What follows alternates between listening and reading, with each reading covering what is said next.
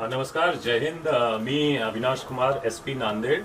एक short demo दाखवणार की त्या दिवशी वोटिंगच्या दिवशी कसा आमची सुरक्षा व्यवस्था आणि काय गाईडलाईन्स राहणार. जे आमची बंदोबस्त जे आहे 200 मीटर पासून स्टार्ट होणार, त्यांच्या मागे पण आमचे बंदोबस्त राहणार, पण 200 आणि 100 मीटर असा आम्ही लाईन आणि आमची बंदोबस्त त्याप्रमाणे ठेवणार. 200 मीटरच्या आतमध्ये पार्किंग किंवा तुमची टेंट, पेंडॉल किंवा असा काही राहणार नाही. पार्टीचे चिन्ह 200 मीटरच्या आतमध्ये राहणार नाही. तो हा झाला एक फर्स्ट 200 मीटरचे आमचे बंदोबस्तची एक आमचे लोक राहणार, जे तुम्हाला फ्रिस्क करून आतमध्ये जाण्याची परवानगी देणार. 100 मीटरच्या आतमध्ये सुद्धा जे काही गाईडलाईन्स आहेत त्यामध्ये मोबाईल किंवा असा इलेक्ट्रॉनिक गॅजेट्स राहणार नाही. 100 मीटरच्या आतमध्ये फक्त वोटर जाणार.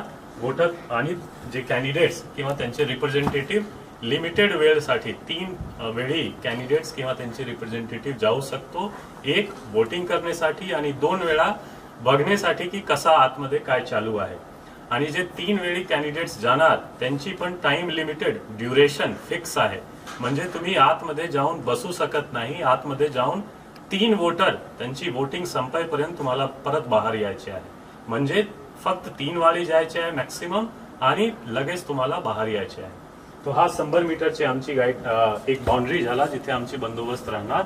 तसेच वोटिंग कक्षच्या जस्ट बाहेर क्यू मध्ये एक व्यवस्थित लाईन मध्ये वोटर्स राहणार आणि रूम जवळ आमचे एक स्टाफ. इथे पण आम्हाला जे गाईडलाईन्स फॉलो करायचे आहे की आतमध्ये फक्त वोटर जाणार आणि कॅन्डिडेट्स 3 वेळी किंवा त्यांचे रिप्रेझेंटेटिव्ह 3 टाइम्स आतमध्ये जाऊ शकतो जसं मी सांगितलं. आणि आतमध्ये जाऊन कोणाला टोकाटाकी करायचे नाही. कॅन्डिडेट्स किंवा त्यांची रिप्रेझेंटेटिव्हला फक्त ऑब्झर्वेशनचा अधिकार आहे. आणि तुम्हाला काही निगेटिव्ह ऑब्झर्वेशन आहे तिथे प्रिसाइडिंग ऑफिसर किंवा बूथ लेव्हल ऑफिसर राहणार. तिथे त्यांना जाऊन कंप्लेन करा किंवा आमचे पोलीस स्टेशनचे अधिकारी कर्मचारी राहणार, त्यांना जाऊन कंप्लेन करा. कोणाला पर्सनली टोकाटाकी करणे, कोणाला प्रश्न विचारणे, ID कार्ड दाखवा असा बोलण्याचा अधिकार कोणाला नाही.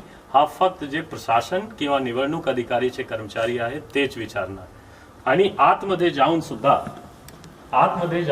जसा जसा गाईडलाईन्स आणि टेबल्स आहेत लॉ अँड ऑर्डर आणि पोलिसिंग पर्स्पेक्टिव्ह मध्ये आतमध्ये जाऊन कोणी व्हिडिओ, ऑडिओ किंवा मोबाईलची सेल्फी वोटिंग करताना काढणार नाही. अदरवाईज हा एक कॉग्निजेबल ऑफेन्स आहे आणि यावर आम्ही पोलीस स्टेशन मध्ये तुमच्यावर सिरियस गुन्हे दाखल करणार. तर आतमध्ये जाऊन फोटो, व्हिडिओज, सेल्फीज काढणे मनाई आहे, ते करायचे नाही. आतमध्ये जाऊन कोणा वोटर सोबत गोंधळ करणे किंवा त्यांना प्रत्यक्ष जाऊन मदत करणे जोपर्यंत प्रिसाइडिंग ऑफिसर तुम्हाला परवानगी देत नाही, कोणी दुसऱ्याला जाऊन मदत करणार नाही.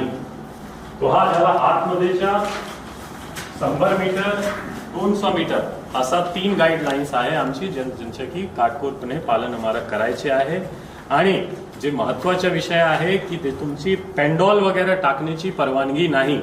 200 मीटरच्या किंवा त्यांच्या पुढे जाऊन तुम्हाला एक टेबल, 2 चेअर आणि 3 बाय 1.5 फूटचा तुमचा एक पोस्टर, बॅनर तितकेच अधिकार आहे.